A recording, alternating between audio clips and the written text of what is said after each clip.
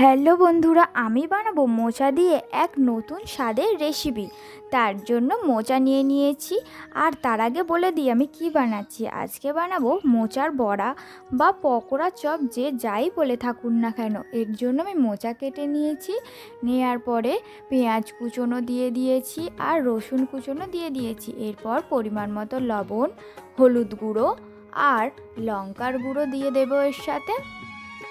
দেয়া হয়ে গেলে আমাদের শুকনো লঙ্কা কুচিয়ে দিতে পারেন বা চিলি ফ্লেক্স থাকলে দিয়ে দিতে পারেন। এরপর জিরে গুঁড়ো দিয়ে দেবো আর তার উপরে বেসন দিয়ে দেবো ভালো মতো।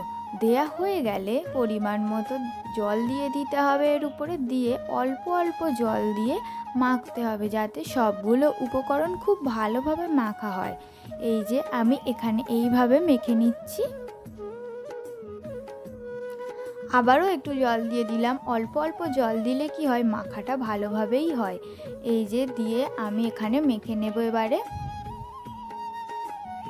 এখানে আমার রেডি হয়ে এসেছে মাখাটা। এই যে হয়ে গেল। এবারে ওইদিকে কড়াইতে তেল দিয়ে দেব। দেওয়ার পরে তেলটা একটু গরম হতে সময় দেব। এরপরে ওই যে ব্যাটারটা করে রেখেছিলাম দিয়ে দেব, অল্প অল্প করে কড়াইতে দিয়ে দেব। এই যে প্রথমে আমি 4টে দিয়ে দিয়েছিলাম বড়া বানানোর জন্য। যতক্ষণ না একটা পিঠ লাল লাল হচ্ছে ততক্ষণ উল্টাবো না, তাই আমি একটু দেখে নিচ্ছিলাম।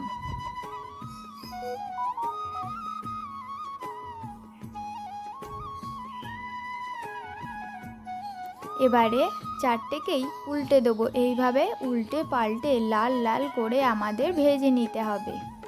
এইভাবে করলে খুবই মুচমুচে খেতে হবে বড়াটা। খেতে সবাই খুব ভালোবাসবে, বাচ্চা থেকে বড় সবাই খেতে খুবই পছন্দ করবে। আমার এখানে লাল লাল হয়ে গেছে একটা পিঠ, আর একটা পিঠকে ভালোভাবে ভেজে নেব। এরপরেই নামিয়ে নিলে আমাদের মোচার বড়া রেডি।